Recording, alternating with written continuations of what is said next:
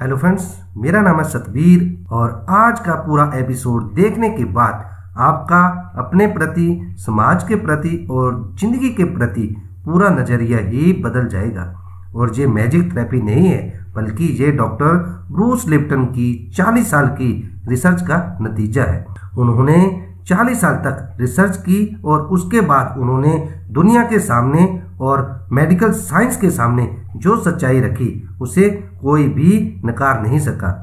आज इस एपिसोड में आपको बताऊंगा कि डॉक्टर ब्रूस लिप्टन ने ऐसी क्या रिसर्च की थी आपकी सोच को बदल सकती है।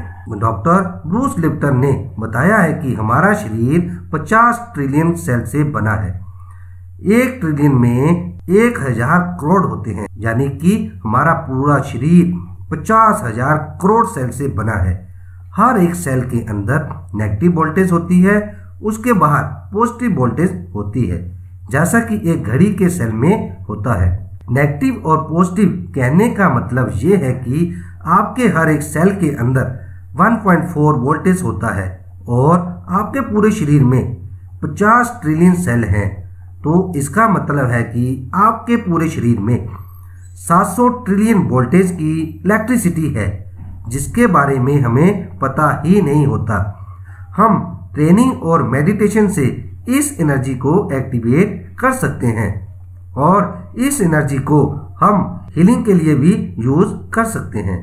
अगर हमें बचपन से ही हमें वाइब्रेशन को समझने की, फील करने की ट्रेनिंग दी जाए तो हम अपनी पूरी जिंदगी में कभी भी गलत लोगों के साथ या गलत जगह पर नहीं जा सकते।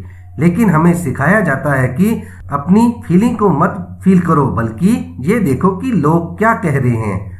भाषा हमेशा फीलिंग्स को छुपाती है। कहने का मतलब ये है कि हर एक ऑर्गेनिज्म के थ्रू कम्युनिकेट करते हैं और हमें पता होता है कि क्या सही है और क्या गलत है।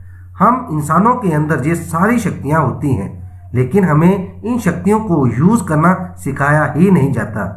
दरअसल हम एक दूसरे से वेव्स के थ्रू कम्युनिकेट करते हैं और यही कारण है कि एक इंसान दूसरे इंसान को अफेक्ट कर सकता है सिर्फ आपके आसपास रहने से।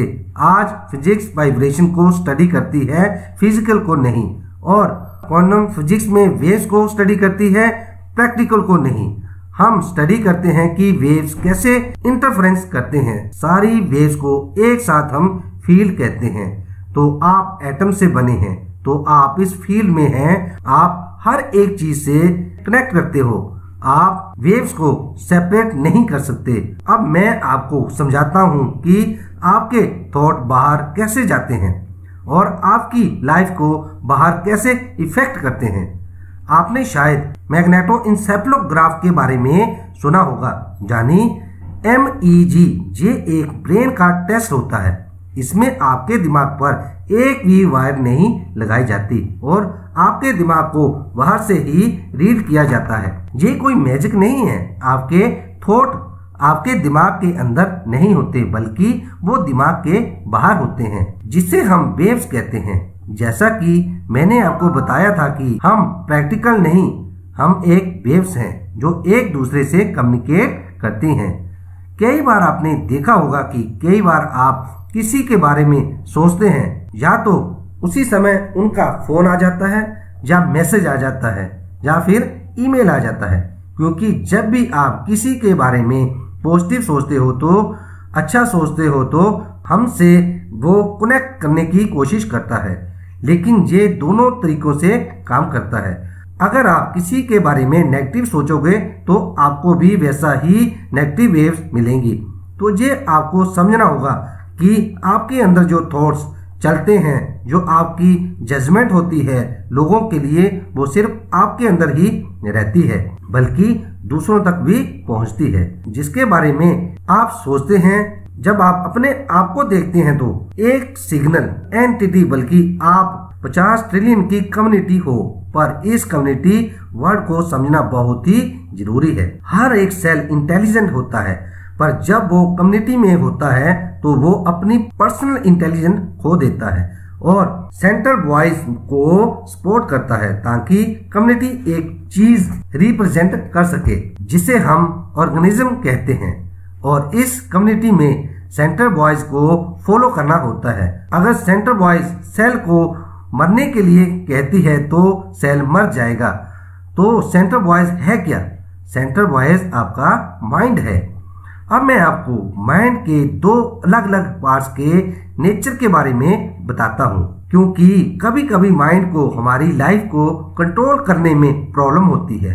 अब मैं आपको बताऊंगा कि हमारा माइंड कैसे काम करता है। सबसे पहले तो आप ये समझ लें, हमारे इन्वायरमेंट में सिग्नल होते हैं, इंटरनल एंड एक्सटर्नल।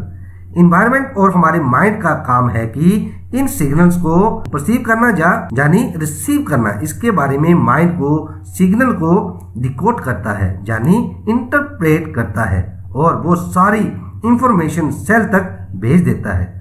हमारे बिहेवियर और हमारे जेनेटिक को कंट्रोल करने के लिए ब्रेन का काम है परसेप्शन यानी कि चीजों को समझना, उन्हें मान लेना, अनुभव करना, और इसी को ब्रेन कहते हैं। अब मैं आपको प्लेसबो इफेक्ट के बारे में बताता हूँ। शायद आपने इसके बारे में ना सुना हो।